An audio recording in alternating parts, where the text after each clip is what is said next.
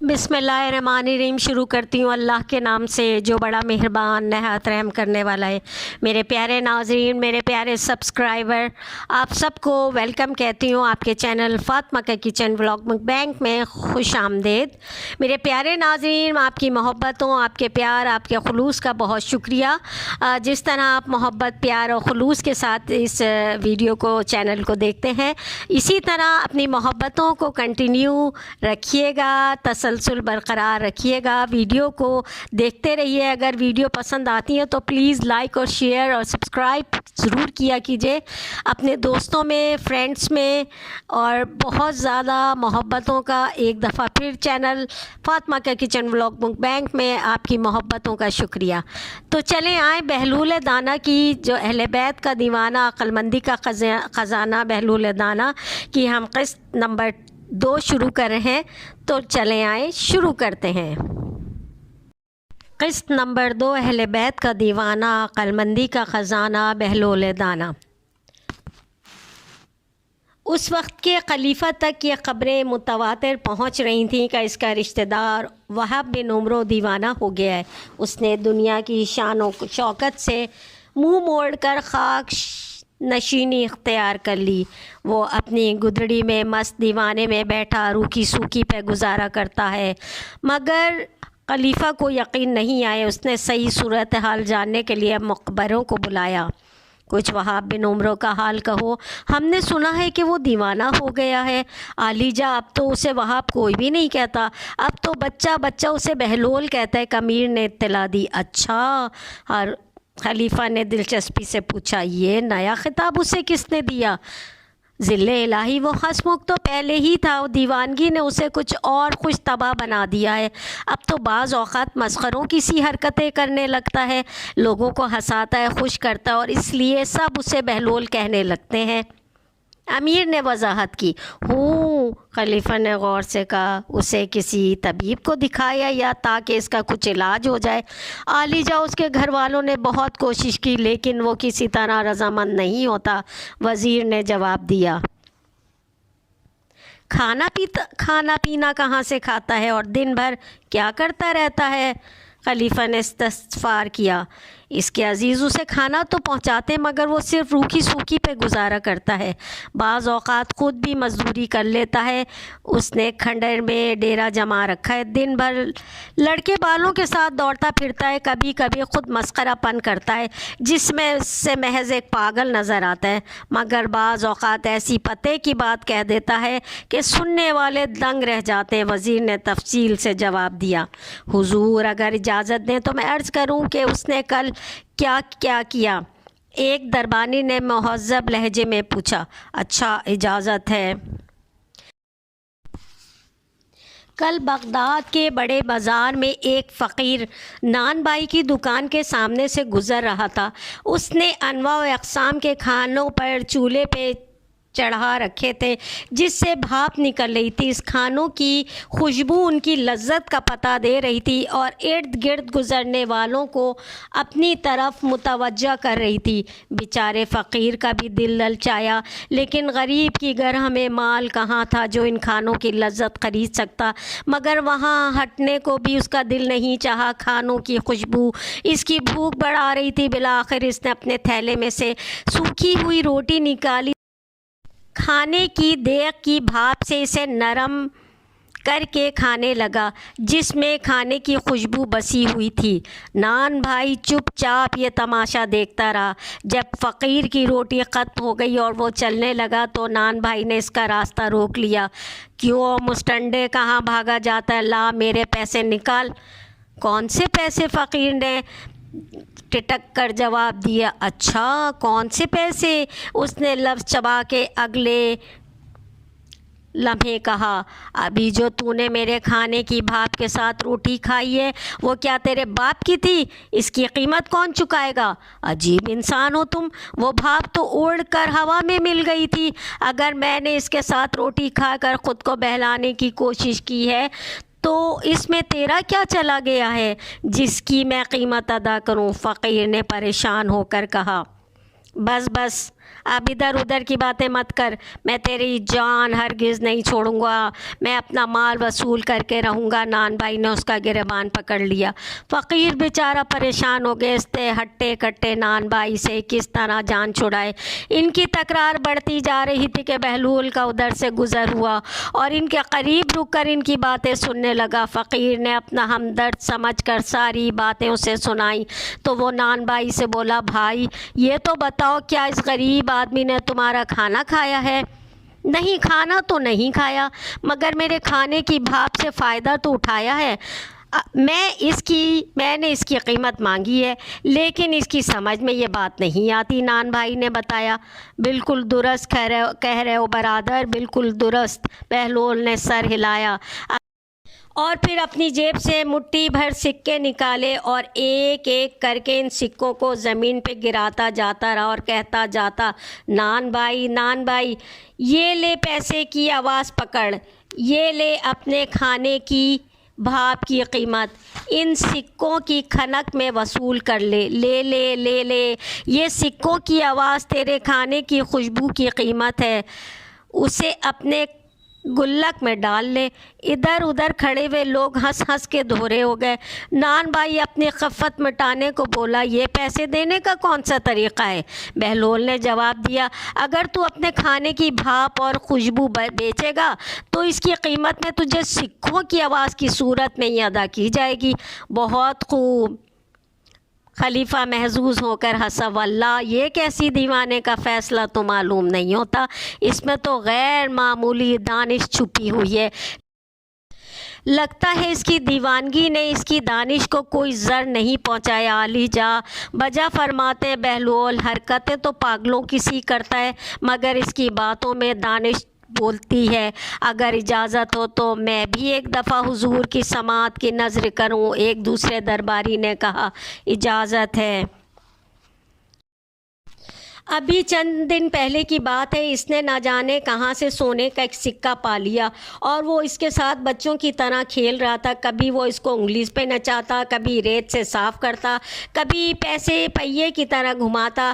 ایک سرباز نے اس کا کھیل دیکھ رہا تھا، اس نے اسے پاگل سمجھ کے کہا، تمہیں ایک سکے کھیلنے میں تو کچھ مزہ نہیں آ رہا ہوگا، تم یہ سکہ مجھے دے دو، میں اس کے بدلے تمہیں 10 سکے دوں گا۔ اس نے جیب سے سکے نکال کر بہلول کو دکھائے۔ ٹھیک ہے، میں یہ سکہ تمہیں ابھی دے دیتا ہوں، مگر ایک شرط پر۔ بہلول نے کہا، وہ کیا؟ تو سرباز بولا، پہلے تو گدھے کی طرح ڈھیچو ڈھیچو کی آواز نکال۔ بہلول نے شرط رکھی۔ اس دھوکے باز نے سوچا کہ اس دیوانے کے سامنے گدھے کی آواز نکالنے میں کیا حرج ہے، اس لیے وہ شروع ہو گیا اور گدھے کی طرح رینگنے لگا۔ بہلول ہنسا، عجیب گدھے ہو بھائی تم، کہ تم نے میرے سونے کے سکے کو فوراً پہچان لیا، اور میں گدھا بھی نہیں تو بھلا میں تمہارے تانبے کے سکوں کو کیوں نہ پہچانتا؟ وہ نو سرباز بیچارہ اس قدر شرمندہ ہوا کہ اسے بھاگتے ہی بنی۔ خلیفہ کو بھی ہنسی آ گئی اور بولا، شوخی تو خیر اس کی طبیعت میں شروع ہی سے تھی، ہمیں اس کے بارے میں کچھ اور بھی بتاؤ تاکہ ہم جان سکیں اس کی دیوانگی کس منزل پر ہے۔ ذل سبحانی، اجازت ہو میں بیان کروں؟ ایک درباری نے ادب سے پوچھا۔ بیان کرو، خلیفہ نے اجازت دی۔ حضور، ابھی کچھ دن زیادہ نہیں گزرے کہ اس نے ایک عجیب فیصلہ کیا، اور وہ بھی اس طرح کہ قاضی کو اس کے سامنے سر تسلیم خم کرنا پڑا۔ درباری نے کہنا شروع کیا، ہوں اس طرح کہ بہلول نے راہ چلتے 2 بچوں کو روتے اور فریاد کرتے دیکھا۔ وہ ان کے پاس رک گئے، ان کے سر پہ ہاتھ پھیر کر بولا، بچوں تم کیوں پریشان ہو؟ بڑا لڑکا بولا، ہم فلاں شخص کے بیٹے ہیں، ہمارا باپ حج کرنے کو گیا تھا، اس نے چلنے سے پہلے 1000 اشرفی قاضی کے پاس بطور امانت رکھوائی اور کہا کہ زندگی موت کا کوئی بھروسہ نہیں، اگر میں سفر حج سے واپس نہ آیا تو تم میرے بچوں کو اس میں سے تمہارا دل چاہے تو دے دینا، اگر خدا مجھے واپس لے آیا تو میں اپنی امانت تم سے واپس لے لوں گا۔ مگر افسوس کے قضا اس کی طاق میں تھی اور راستے میں اس کا انتقال ہو گیا، ہم یتیم بے سہارا ہو گئے۔ ہم نے اپنے باپ کی امانت قاضی سے مانگی تو وہ کہنے لگا، تمہارے باپ نے میرے ساتھ مقول کیا تھا اس کے مطابق میں جو میرا دل چاہے گا وہ تمہیں دوں گا، اس لیے یہ 100 اشرفیاں لے جانا چاہو تو لے لو۔ اس نے ان لوگوں کی گواہی بھی پیش کر دی جن کے سامنے یہ قول ہوا تھا، ہم لوگ بہت پریشان ہیں، یتیمے میں ہمارا کوئی آسرا نہیں۔ بہلول نے ان کے سر پہ ہاتھ رکھا اور بولا، بیٹا پریشان نہ ہو، اپنے آنسو پوچھ لو، میرے ساتھ چلو، میں خود قاضی سے بات کرتا ہوں۔ وہ لڑکے اس کے ساتھ چل پڑے۔ بہلول انہیں لے کر قاضی کے پاس آئے اور بولا، اے قاضی، تو ان یتیم بچوں کا حق کیوں نہیں دیتا؟ اچھا، تو یہ چالاک لڑکے اب تمہیں اپنا حمایتی بنا کر لائے ہیں؟ حالانکہ ان کے باپ نے کئی لوگوں کے سامنے مجھے اختیار دیا تھا کہ میں جو کچھ چاہوں انہیں دے دوں، اب میں یہ 100 اشرفیاں انہیں دیتا ہوں، یہ لینے سے انکار کرتے ہیں اور مجھے خود خواہ مخواہ شہر بھر میں بدنام کرتے پھرتے ہیں۔ قاضی نے ٹھاٹھ سے جواب دیا۔ بہلول نے بڑے اطمینان سے کہا، قاضی جی، آپ تو بالکل درست فرما رہے ہیں، یہ قول ضرور ہوا ہے، لیکن اس قول سے تو یہ ثابت ہوتا ہے کہ آپ جو چاہتے ہیں وہ 900 اشرفیاں ہیں، اور یہی ان بچوں کے مرحوم باپ نے کہا تھا، جو آپ کا دل چاہے وہ آپ اس کے بچوں کو دے دیں۔ قبلہ قاضی صاحب، چونکہ آپ 900 اشرفیاں چاہتے ہیں، اسی لیے یہی اس کے بچوں کو دے دیں۔ قاضی انگشت بداں بہلول کا منہ تکتا رہ گیا۔ حاضرین نے بہلول کی تائید کی اور اسے ان یتیم بچوں کا حق دیتے ہی بنی۔ اچھا، تو اس نے شہر کے قاضی کو عاجز کر دیا اور کہلاتا ہے دیوانہ؟ خلیفہ نے زور سے کہا۔ عالی جا، وہ پاگلوں کی سی تو حرکت کرتا ہے، کبھی اپنے عصا کو گھوڑا بنا کر اس پہ سواری کرتا ہے، کبھی بچوں کے ساتھ مل کر مٹی سے کھیلتا ہے، ریت کے گھروندے بناتا ہے، ہاں نماز کے وقت مسجد میں پہنچ جاتا ہے۔ ابھی پچھلے جمعے کو اس نے ایسا لطیفہ چھوڑا کہ ہنس ہنس کے نمازیوں کے پیٹ میں بل پڑ گئے۔ وزیر نے بتایا۔ بیان کرو، کیا بات ہے؟ خلیفہ نے کہا۔ گزشتہ جمعے وہ نماز پڑھنے مسجد میں آیا تو غالباً چوری کے ڈر سے اس نے اپنے جوتے کپڑے میں باندھ کر اپنی عبا میں چھپا لیا۔ ایک ایسا شخص جو اسے پہچانتا نہیں تھا، اس نے اسے بغل میں کسی شے دابے ہوئے دیکھا تو کہا، معلوم ہوتا ہے آپ کے پاس کوئی قیمتی کتاب ہے جسے آپ نے اتنی حفاظت سے رکھا ہوا ہے۔ بہلول نے بڑی سنجیدگی سے جواب دیا، آپ نے درست اندازہ لگایا، بہت قیمتی کتاب ہے۔ اس شخص نے پوچھا، کیا آپ بتانا پسند فرمائیں گے کہ یہ کیا یا کون سی کتاب ہے؟ جی ہاں، کیوں نہیں، یہ فلسفے کی کتاب ہے، بہلول نے بتایا۔ فلسفے کی کتاب؟ سبحان اللہ! آپ نے کس کتب فروش سے خریدی ہے؟ جناب، یہ میں نے ایک موچی سے خریدی ہے، بہلول نے مزے سے جواب دیا۔ جو لوگ اس کی حرکتوں سے واقف تھے انہیں ہنسی ضبط کرنی محال ہو گئی۔ خلیفہ بھی مسکرایا تو موصوف کی دیوانگی فرازانوں کے شرماتی ہے، ہمیں اس کی اس روش پہ شک ہے، کہیں یہ لوگوں کی آنکھوں میں دھول تو نہیں جھونک رہا؟ آپ نے بجا فرمایا، اعلیٰ حضرت، اللہ تعالیٰ نے آپ کو بہترین عقل و دانش سے نوازا ہے، یہ خیال آپ کے ہی ذہن میں آ سکتا ہے۔ کسی خوش آمدی نے فوراً ہاں میں ہاں ملائی۔ تم سب نمک حرام ہو، لگتا ہے کوئی وہ سازش کر رہا ہے، تم لوگوں کو اس کی کچھ خبر نہیں، اس کے بارے میں فوراً پتہ چلاؤ کہ اس کی دیوانگی کے پس پشت کون سے مقاصد پوشیدہ ہیں اور اسے کل دربار میں طلب کرو۔ خلیفہ نے جلال شاہی سے حکم جاری کیا اور دربار برخاست ہو گیا۔ کہانی نمبر 5۔ خلیفہ کا ایک کارندہ فوراً ہی بہلول کی تلاش میں روانہ کر دیا گیا۔ بہلول اسے کہیں نہیں ملا، نہ ویران کھنڈر میں جو اس نے بسیرا جہاں کیا ہوا تھا، نہ قبرستان میں جہاں وہ اکثر و بیشتر کسی سوچ میں مستغرق بیٹھا نظر آتا تھا۔ کسی نے بتایا وہ مسجد کے طرف جاتے ہوئے دیکھا گیا ہے۔ کارندہ بھی مسجد کی سمت چل پڑا۔ ابھی وہ راستے ہی میں تھا کہ اس نے دیکھا کہ بہلول اپنے جوتے ہاتھ میں پکڑے، چھڑی بغل میں دبائے، گرتا پڑتا مسجد سے باہر نکلا اور جس طرف اس کا منہ اٹھا سرپٹ بھاگتا چلا گیا۔ اس کے پیچھے ایک شور بلند ہوا، لینا پکڑنا، دیکھو جانے نہ پائے، پکڑو اس دیوانے کو، پکڑو اس گستاخ کی خبر لو۔ کچھ نوجوان طالب علم مسجد سے نکلے اور اور واویلا کرتے ہوئے بہلول کا پیچھا کرنے لگے۔ بہلول اپنی ہی ابا میں الجھتا، چھڑی کو سنبھالتا، جوتوں کو بغل میں دباتا، مڑ مڑ کر دیکھتا، اس کی پہنچ سے دور نکلنے کی کوشش کر رہا تھا، لیکن بالآخر اس نوجوانوں کی سبک رفتاری نے اس کو جا لیا اور اس کی ٹھکائی کرنے لگے۔ ہو گستاخ، تیری یہ جرأت کہ تو نے ہمارے استاد کو مٹی کا ڈھیلا مارا! ہم تجھے زندہ نہیں چھوڑیں گے، ہم تیری جان لے لیں گے۔ گنوار دیوانے، ہاں میں نے اس کو مارا ہے، میں کیا انکار کرتا ہوں، لیکن اسے لگا کہاں ہے؟ اگر اسے لگا بھی ہے تو اس سے کوئی تکلیف نہیں ہوئی۔ تم خواہ شور مچا رہے ہو، ہٹو، پیچھے چھوڑو مجھے! بہلول دہائی دینے لگا۔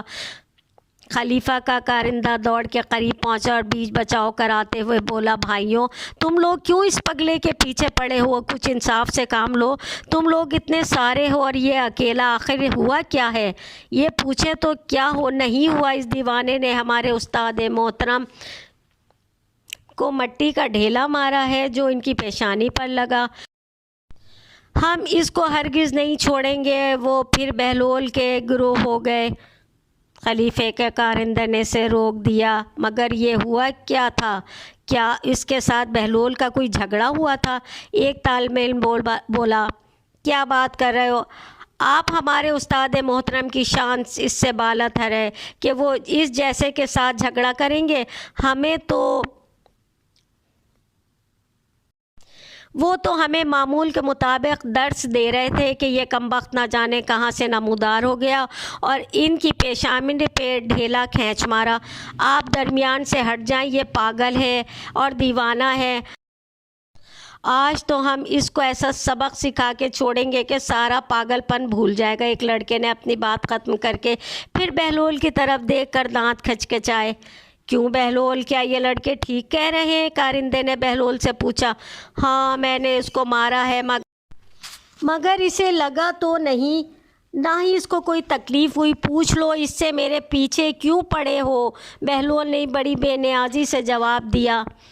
دیکھی آپ نے اس کی ڈھٹائی؟ استاد محترم پیشانی پکڑے بیٹھے اور یہ کہتا ہے کہ انہیں ڈھیلا لگا ہی نہیں۔ میں ابھی اس کا دماغ درست کرتا ہوں۔ وہ طالب علم پھر بہلول پہ جھپٹا۔ خلیفہ کے کارندے نے اس کا بازو پکڑ لیا۔ بات سنو لڑکے، سب جانتے ہو کہ یہ دیوانہ ہے، پھر خلیفہ کا رشتہ دار بھی ہے۔ تم اسے مار کے قانون کو ہاتھ میں نہ لو، اسے قاضی کے پاس لے جاؤ، وہی صحیح فیصلہ کرے گا۔ بات لڑکوں کی سمجھ میں آ گئی۔ وہ بہلول کو پکڑ کے قاضی کے پاس لے گئے اور تمام ماجرا کہہ سنایا تو بہلول بولا، ذرا استاد محترم کو بھی تو بلاؤ۔ مدعی کے بغیر تم دعوے کو کس طرح پیش کر سکتے ہو؟ بہلول درست کہتا ہے، تم اپنے استاد کو بلا لاؤ، کیونکہ مدعی تو وہی ہے، پھر ہم دیکھ لیں گے کہ ضرب کتنی شدید ہے۔ قاضی نے حکم دیا۔ طالب علم گئے اور مدعی کو بلا لائے۔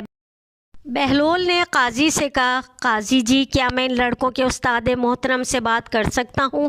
ہاں، شوق سے قاضی نے اجازت دی۔ بہلول نے انہیں مخاطب کیا، میرے عزیز، میں نے تجھ پر کون سا ظلم کیا ہے؟ عجیب مسخرے ہو تم! ابھی تو تم نے سب کے سامنے میری پیشانی پہ مٹی کا ڈھیلا نہیں مارا؟ مدعی نے غصے سے کہا، تو بھائی اس سے تجھے کیا فرق پڑا؟ تو بھی مٹی سے بنا ہے، وہ ڈھیلا بھی مٹی کا تھا۔ ابھی تو خود ہی تو اپنی شاگردوں کو سمجھا رہا تھا کہ امام جعفر صادق جو فرماتے ہیں کہ ابلیس کو جہنم کا عذاب دیا جائے گا، وہ درست نہیں ہے، کیونکہ شیطان ناری مخلوق ہے، وہ آگ سے بنا ہوا ہے، اس کو آگ بھلا کیا تکلیف پہنچائے گی؟ تو بھی خاکی اور مٹی سے بنا ہوا ہے، پھر بھلا مٹی کے ڈھیلے نے تجھے کیسے تکلیف پہنچائی؟ فضول باتیں مت کرو۔ تم نے مجھے ڈھیلا اتنی زور سے مارا کہ میری پیشانی اور سر میں درد ہو رہا ہے۔ مدعی نے ناگواری سے کہا، آپ بھی غلط بیانی نہ کریں اعلیٰ حضرت، اگر آپ کی پیشانی میں درد ہے تو ہمیں تو نظر نہیں آتا۔ بہلول نے جواب دیا، اوہ کس احمق سے پالا پڑ گیا عقل مند آدمی، کیا کبھی درد بھی کبھی کسی کو نظر آیا ہے؟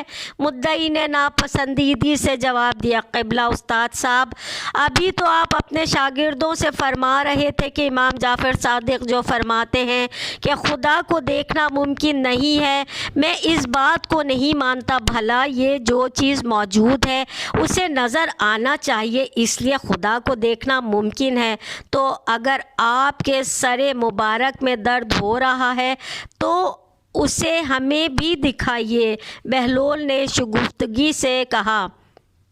مدعی زچ ہو گیا، قاضی سے بولے، قاضی صاحب یہ دیوانہ تو یوں ہی ادھر ادھر کی ہانک رہا ہے، اس نے سب کے سامنے مجھے ڈھیلا مارا ہے، آپ گواہیاں لے کے اسے سزا دے دیں اور کارروائی ختم کریں۔ یا حضرت، اگر مجھ ناچیز نے آپ کو مٹی کا ڈھیلا مار بھی دیا تو اس میں مجھ دیوانے کی کیا تقصیر؟ ابھی آپ ہی اپنے شاگردوں سے فرما رہے تھے کہ آپ کو امام جعفر صادق کے اس قول سے بھی اختلاف ہے کہ وہ فرماتے ہیں اچھا یا برا کام کرنے والا خود اس کا ذمہ دار ہے اور اس کے لیے جواب دہ بھی ہے، جبکہ آپ فرماتے ہیں کہ ہر فعل اللہ کی طرف سے ہوتا ہے اور بندہ اس کا ذمہ دار نہیں، اس لحاظ سے ڈھیلا میں نے آپ کو نہیں مارا، یہ کام تو خدا نے مجھ سے کروایا ہے، اب بھلا میں اس کام کے لیے سزا کا مستحق کس طرح ٹھہرا جو میں نے نہیں کیا؟ خدا را قاضی صاحب آپ ہی انصاف کیجئے۔ مدعی لاجواب ہو گئے۔ قاضی جو دونوں کی دلچسپ بحث سے محظوظ ہو رہا تھا بولا، بہلول نے اپنا مقدمہ جیت لیا ہے۔ بہلول نے اطمینان کا گہرا سانس لیا، پاؤں میں جوتے پہنے اپنی چھڑی سنبھال کے عدالت سے باہر نکل آیا اور اپنی دھن میں بڑبڑا رہا تھا، آل محمد کی تکذیب کرنے والوں کو منہ کی کھانی پڑتی ہے، علوم اہل بیت کو جھٹلانے والوں کے مقدر میں جیت نہیں ہے۔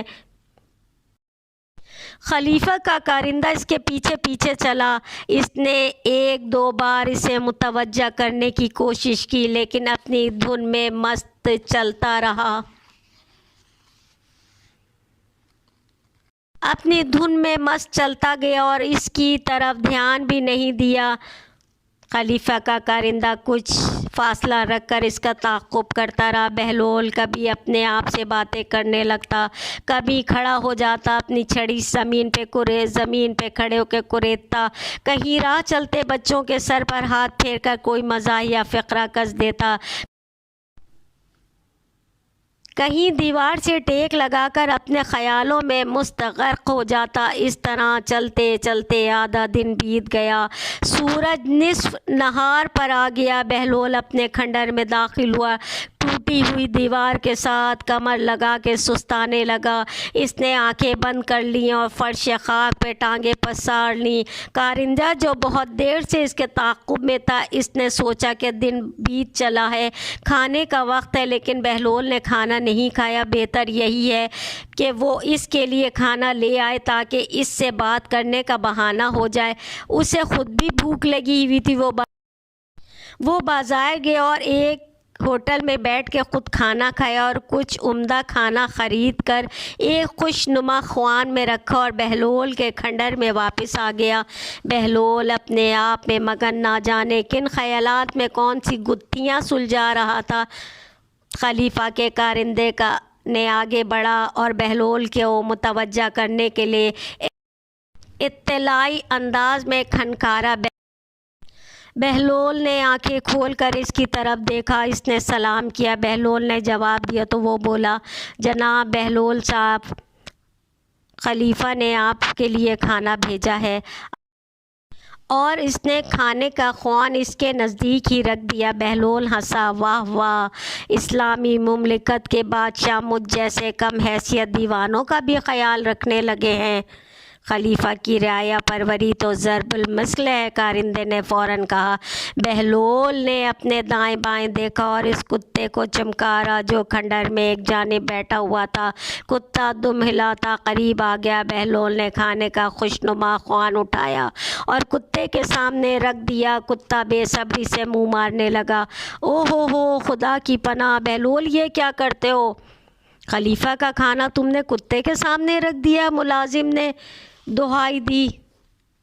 ہوش ہوش، چپ چپ، خاموش رہو، منہ بند رکھو، اگر اس کتے نے سن لیا یہ کھانا خلیفہ کا ہے تو یہ بھی نہیں کھائے گا۔ ملازم اپنی ہنسی نہیں روک سکا اور بولا، بہلول تم بھی عجیب مسخرے ہو، میں تمہارے لیے خلیفہ کا یہ پیام بھی لایا ہوں کہ کل انہوں نے تمہیں دربار میں طلب کیا، بہتر ہے کہ تم کل خود ہی حاضر دربار ہو جانا۔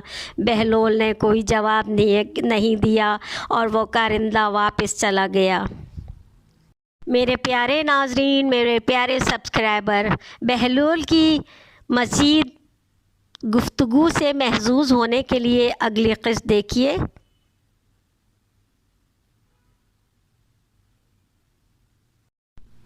See you next video۔ میرے پیارے ناظرین، اگر آپ کو یہ ویڈیو پسند آئی ہے تو اس کو زیادہ سے زیادہ لائک کیجئے، زیادہ سے زیادہ شیئر کیجئے اور اپنی محبت اور خلوص کے ساتھ چینل کو سبسکرائب کیجئے تاکہ اچھی سے اچھی ویڈیوز آپ تک پہنچتی رہیں۔ شکریہ۔